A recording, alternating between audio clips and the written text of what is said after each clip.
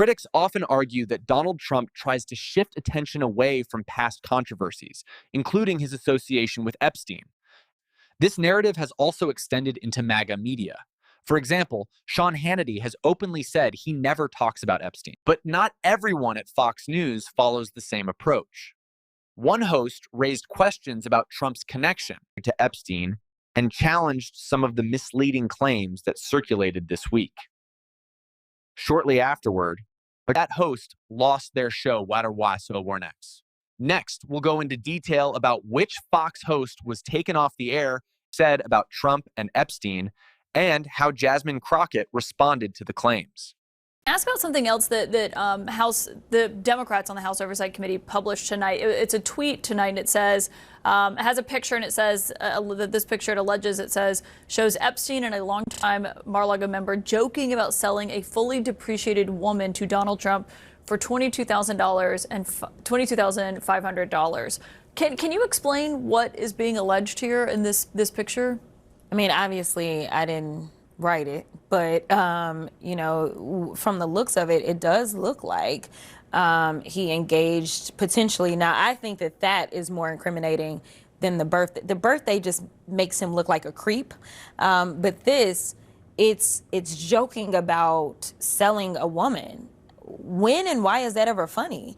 And why is it that they would say that he would be one that would be buying a woman? And to say fully depreciated, and it had some things that really made you feel like it was somebody that was young, because it was talking about the ability to learn, like a quick learner or something like that. I don't remember the exact language. But it's really disturbing. And honestly, it's really a sad day in this country that this is the guy that is leading our nation.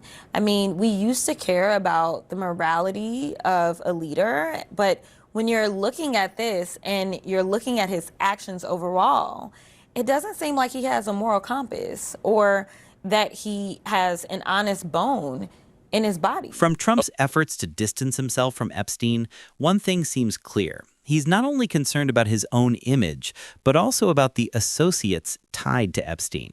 Reports indicate that the DOJ has been working to block NBC News from obtaining the names of two Epstein associates who received payments of $100,000 and $250,000. The concern is that once those names are revealed, the story could expand in ways that are hard to contain. This isn't just about protecting Trump himself, it's also about protecting others connected to Epstein, which keeps the broader story out of the spotlight. We saw something similar with the Epstein estate. When members of Congress subpoenaed Epstein's so-called birthday book, it shed new light on the network of people involved. That's the kind of exposure Trump would rather avoid, because while influence within the DOJ may shape what comes out of government channels, it can't prevent subpoenas from reaching Epstein's associates. This helps explain why Carolyn Levitt has pushed back so strongly on what surfaced from the birthday book, even resorting to false claims, as we saw here. One of the other documents released by the House Oversight Committee contained a photo of Jeffrey Epstein holding an oversized check that was made out to him in the check from the president for $22,000 for a fully depreciated woman. I wondered if the president has any recollection of that, or what you guys make of that photo that was included in those documents. Did you see the signature on that check? It is not Donald Trump's signature. It is absolutely not. The president did not sign that check. One of the weakest defenses for Trump has been the claim about how he signs his name. His bold signature has been on plenty of controversial laws and executive orders. So that excuse doesn't hold up. MAGA Media has pushed misleading stories about the Epstein files. One Fox host broke ranks and pointed to Trump's birthday note and check to Epstein. Soon after, that host lost his show.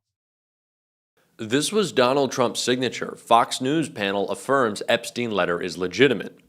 A Fox News panel agreed that Donald Trump likely signed a risque birthday letter to offender Jeffrey Epstein. On Sunday, Fox host Howard Kurtz noted that Trump repeatedly insisted he had never sent any birthday note even after House Democrats released a copy of the letter.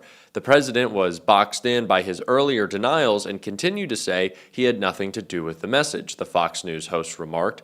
Both he and his press secretary all but asking, "Who are you going to believe, us or your lying eyes?"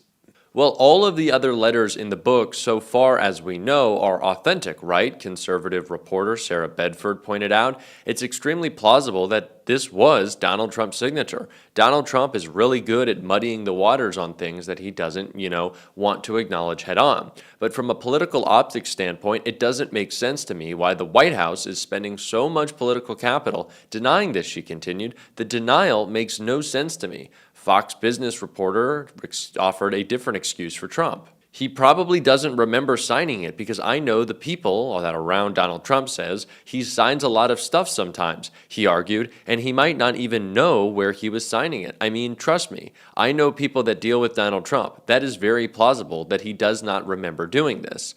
It looks like his signature, though, but he says no, Kurtz observed. And now, Fox News has an update to their weekend schedule with Howard Kurtz losing his Sunday show as the big weekend expands.